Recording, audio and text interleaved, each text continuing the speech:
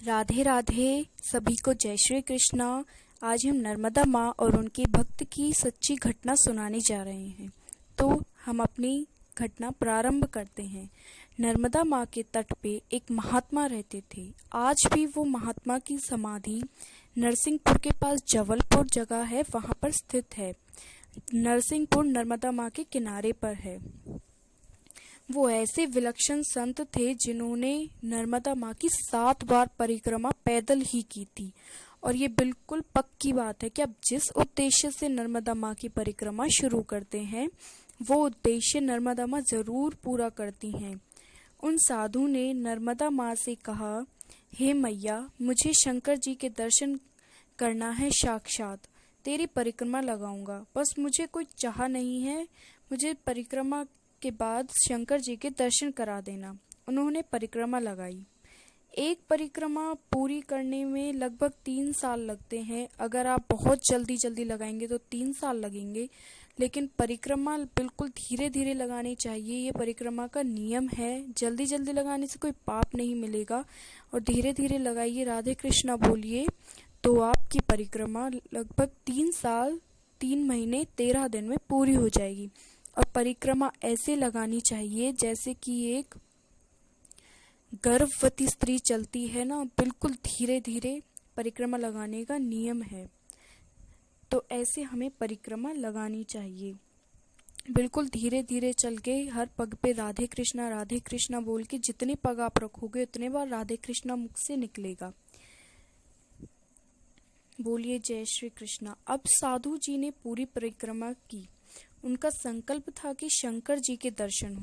पूरी परिक्रमा हो गई, शंकर जी तो कहीं नजर आए नहीं, तो उन्होंने फिर से परिक्रमा स्टार्ट कर दी। 3 साल बाद फिर परिक्रमा पूरी हो गई, फिर भी शंकर जी कहीं दिखाई नहीं दिए। उन्होंने ऐसे ही रेगुलर 7 परिक्रमा लगाई। लगभग 21-22 वर्षों में जाकर उनकी 7 परिक्रमा पूरी हो गई, परंतु शंकर जी के दर्शन अभी भी नहीं हुए। अब उन्होंने कहा, अब की बार मैं परिक्रमा नहीं लगाऊंगा, जल समाधि ले लूंगा। वो बड़े संत थे तो उनके साथ बहुत सारे उनके चेले भी चलते थे, तो उनमें एक उनका भंडारी था। वो जितना भी भोजन बनाता कभी कम नहीं पड़ता।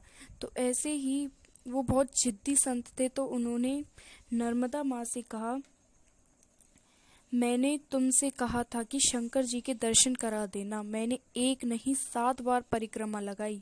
मेरी कोई चाह नहीं है, आपसे केवल दर्शन करना चाहता था। आपने नहीं कराए। किसी से नहीं कहा। मन में नर्मदा जी से बात कर रहे थे संत जी। जब रात्रि को सब सो गए तो वह उठकर नर्मदा माँ के तट पर पहुंचे और जल में प्रवेश करने लगे। जब वह गले तक डूब गए तो साक्षात माँ भगवती नर्मदा ने उन्हें दर्शन दिए। संत ने दर्शन किए। संत की आंखों में आंसू आ गए। माँ नर्मदा बोली, पुत्र कहाँ जा रहे हो? नेत्रों से आंसू आए। बोला, माँ, मैंने आपसे कहा था कि शिव जी के दर्शन करा देना। आपने दर्शन तो कराया नहीं। अब मैं जीकर क्या करूँगा? तब नर्मदा मैया ने उनसे के सिर पर हाथ रखकर कहा, बेटा, तेरे साथ शंकर जी तो पिछले 20-22 वर्षों से हैं। साधु बोले, 20-22 वर्षों से? हमें तो आज तक कहीं मिले नहीं। तो माँ नर्मदा बोली, जब तुमने अपनी पहली परिक्रमा के 1.5 साल पूरे कर लिए थे, तभी से शंकर जी तुम्हारे साथ हैं। तो वो बोले कि हमें तो कहीं दिखाई नहीं दिए। तो माँ नर्मदा बोली, जो तुम्हारा रसोईया भंडारी है ना, वही शंकर जी हैं।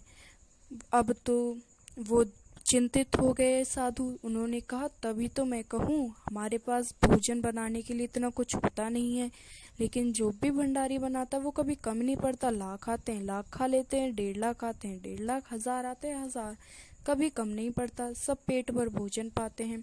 अब वो दौड़े दौड़े संत जी अपने रसोइये के पास पहुंचे, तो उन्होंने देखा कि उनका रसोइया तो रसोई में आराम से कंबल ओढ़े सो रहा है, वो उसके चरणों में जाकर पड़ गए और बोले, हे प्रभु, आपने मेरी इतनी सेवा की है, मैंने आपसे इतनी सेवा कराई, मुझे क्षमा कर दीजिए। रसोइया जाकर बोला कि आप तो मेरे गुरु हैं, आपकी सेवा करना मेरा धर्म है।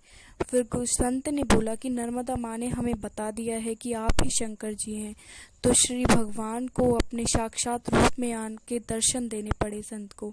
हम भगवान को कहाँ कहाँ नहीं ढूंढते, भगवान हमारे चारों ओर हैं, बस देखने की ज़रूरत है। नर नारायण शिव शंकर चारों ओर हैं, जहाँ देखो आपको हर किसी में भगवान दिखेंगे, बस आपकी देखने की दृष्टि होनी चाहिए।